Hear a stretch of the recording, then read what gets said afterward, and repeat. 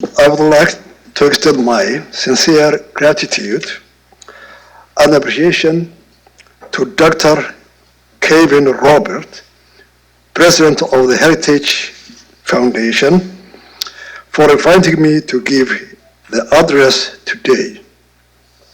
The Heritage Foundation stands out among America's leading public policy institutions to promoting a truly interdisciplinary approach to understanding the politics of and economics of East Africa. It is therefore a great pleasure and honor for me to exchange views today on Somaliland and the future of our region with such a distinguished participants.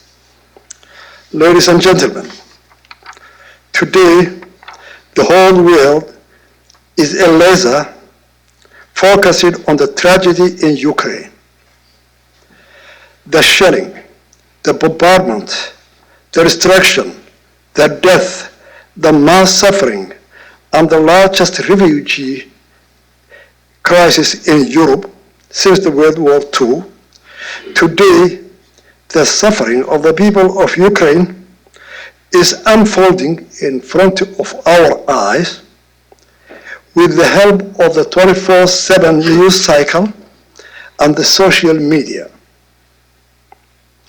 For us, as Somalilanders, the tragedy is reminiscent of the genocide committed against our people 33 years ago. A tragedy I myself witnessed firsthand, on which over 50,000 of our people were massacred in the hands of Somalia government at that time. And millions of our people became either refugees or were internally displaced. We feel the pain and the anguish that the people of Ukraine feel today because we went through the same experience. Only in our case, the genocide committed against our people was hidden from the world, as at that time there were no 24/7 days news cycle and the social media. However, the better memory of what we went through is forever be memorialized in the minds and will never be forgotten by our people. Ladies and gentlemen, I come here before yesterday to tell and to talk about my country's progress, challenges, and the role our country plays in the security, stability, and economic development in our region and beyond.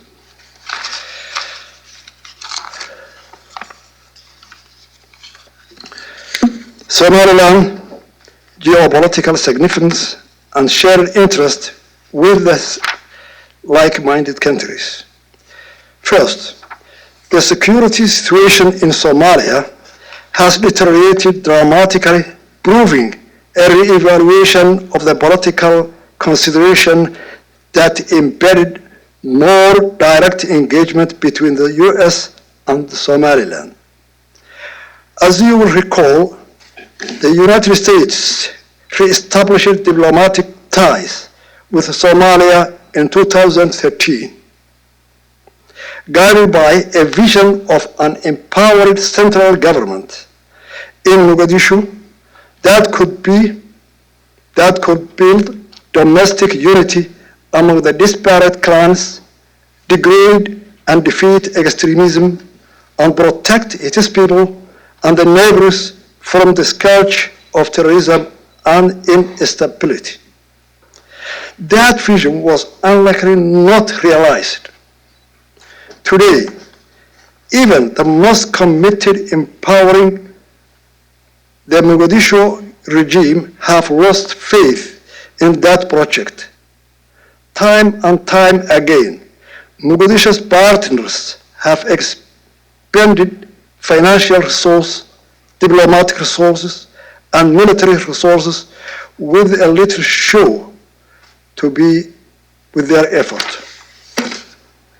Regrettably, after nearly a decade of good intentions by Mogadishu partners and considerable U.S.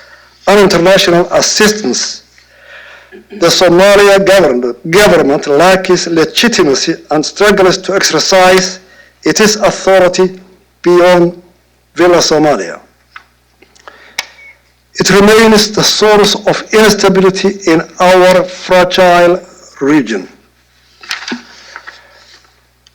Secondly, the major development in the Horn of Africa has become a region of heightened strategic importance. In a difficult neighborhood, Somaliland's stability and reliability is increasingly recognized as an asset to the advancing the interest of countries with which we share the same values. In recent years, the stability of the Horn of Africa has been challenged by conflicts in the region, as well as the constantly evolving operations of terrorist groups. Instability and food insecurity is further exacerbated by the drought, desertification, locust swarms, and climate change effects.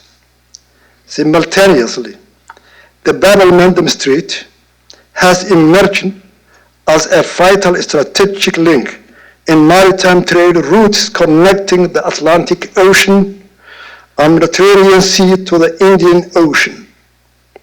Significantly, portion of the world's oil passes through Bab-el-Mandeb, as well as considerable trade between Europe and Asia. Its importance is reflected in the expansion of foreign military bases and build-up of naval forces in the Red Sea, as well as enhanced international cooperation to fight piracy and ensure maritime security. Great powers competition in Africa will continue for the foreseeable future. In this environment, the United States should make clear its support for governments that embrace democratic governance and stability in the midst of threats, instability, and external pressures.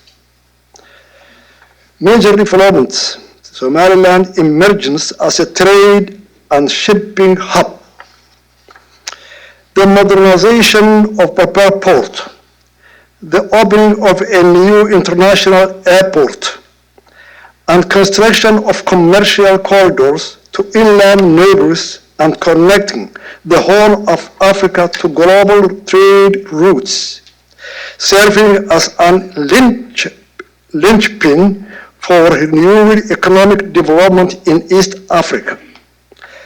Last June, our government and DP World of the Emirates inaugurated a new container terminal at Berbera Airport, marking the completion of the first phase of a significant port expansion project.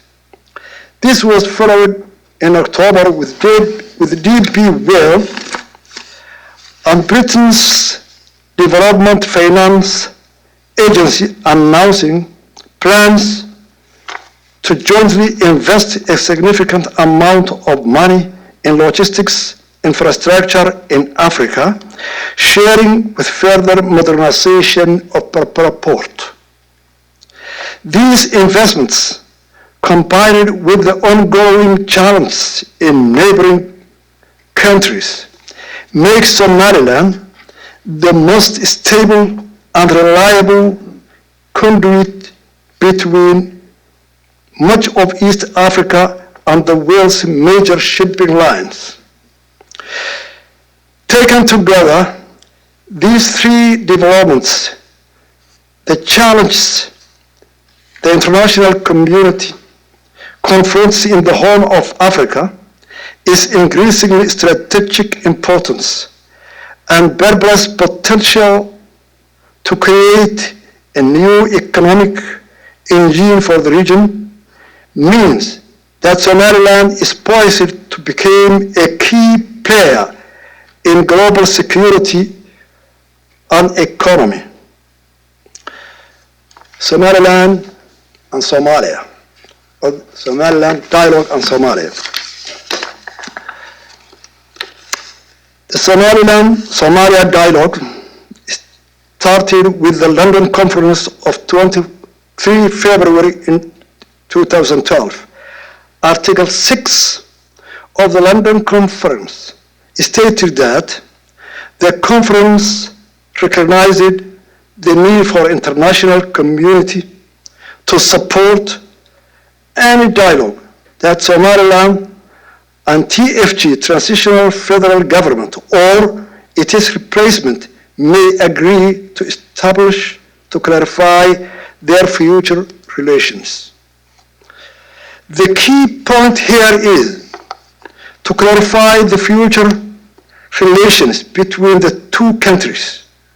Therefore, in order to clarify the future relations between the two countries, the core issue of the dispute, namely the status of Somaliland, would have been addressed and resolved.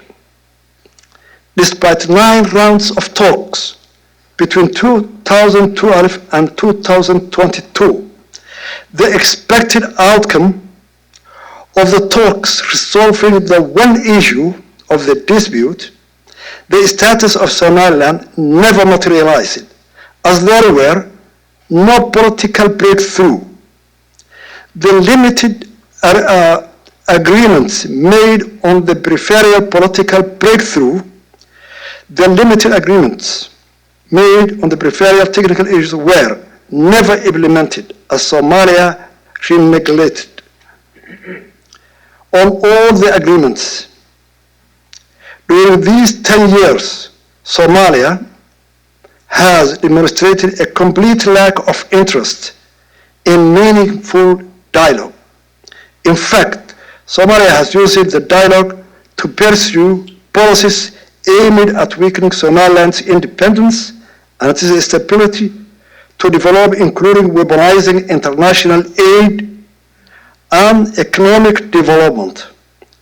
Given that there has been no progress over the last 10 years since the dialogue between Somaliland and Somalia started, Somaliland believes that the dialogue had failed to achieve its objective. The reasons for failure lies entirely with Somalia. Efforts to undermine the dialogue process as demonstrated by its harmful actions. Willful disregard to the agreements we have agreed. Given that dialogue is not an option for Somalia as demonstrated by its conduct, bad faith, and continuous sabotage of the dialogue.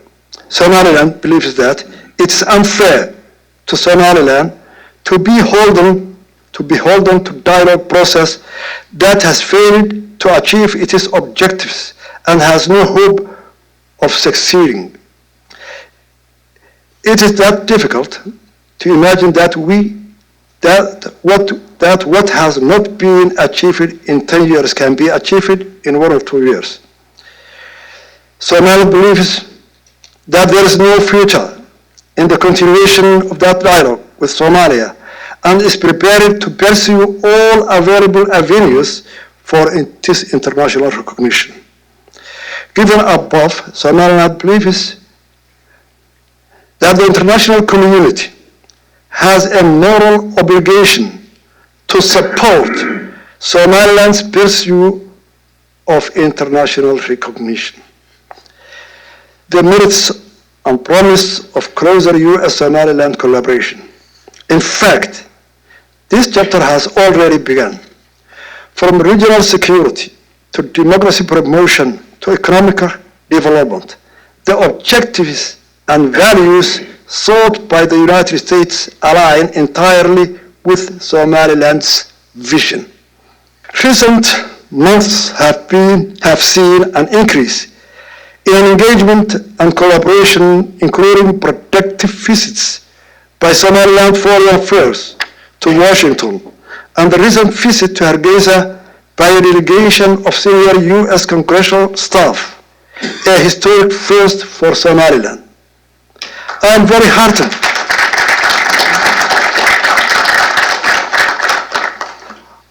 very heartened by these developments, by sustained direct dialogue and partnership is needed if we are to effectively address the growing challenges and truly advances our shared security, economic, and governance objectives in the region.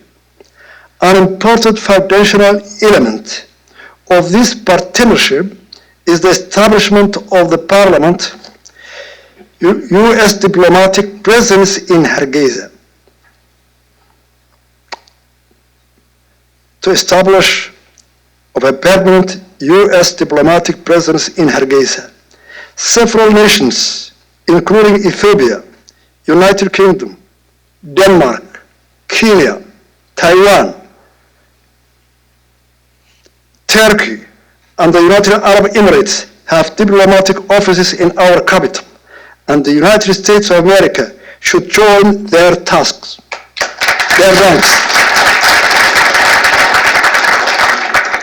With this presence and regular visits by senior U.S. officials, we will be able to cooperate more closely in a number of key issues and key areas. Let me briefly highlight few areas where Somaliland's capabilities and proven track record can be valuable resources for like-minded countries. As I noted earlier, Somaliland has successfully deterred threats to our homeland and piracy in our territorial waters. Our Coast Guards works with partners such as the United Kingdom to guarantee the safety and the security of maritime trade through the Red Sea and the Gulf of Aden.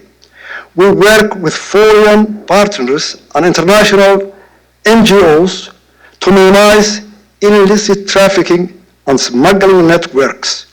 We have much to offer in terms of community-based security successes and closer cooperation with the United States on these efforts would advance shared interest and strengthen its needed presence in the region.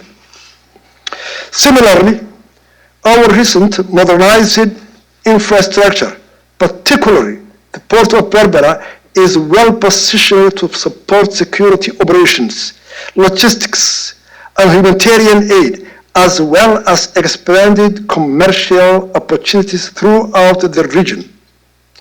We appreciate U.S. government's interest in PEPRA and hope discussions will continue to explore utilization and further development of what could be a vital gateway for trade, investment, and security cooperation between the two countries.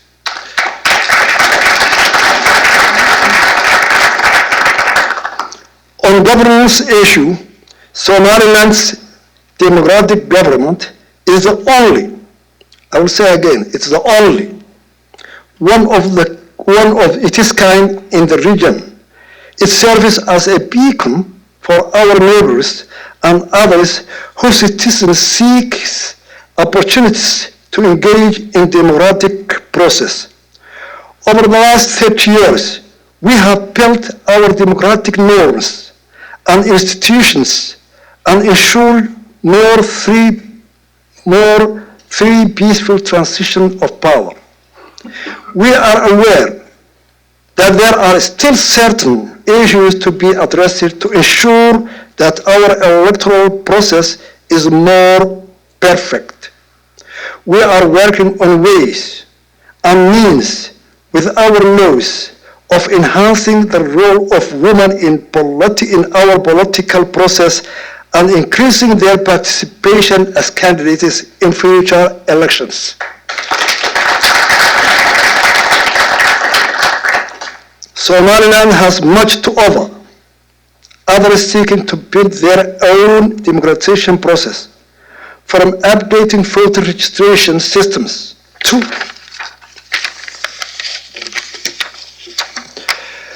to ensuring the objectivity of national election authorities, and from managing polling stations to facilitating the work of independent election monitors.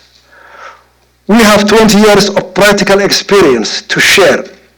We would welcome greater partnership with the United States government and civil society organizations to advance democratic norms in our region and elsewhere, and to further improve our democratic institutions. In a troubled region that has experienced significant setbacks for democratic governance and continues to face serious threats from terrorist and other violent extremist groups, the successes of Somaliland are not small achievements. Our friends in the United States understand this, and we are grateful for their continued engagement and support. Yet, this is just the beginning. We can and must work more closely together if we hope to compete with and overtake these who seek further instability and dependency on our region.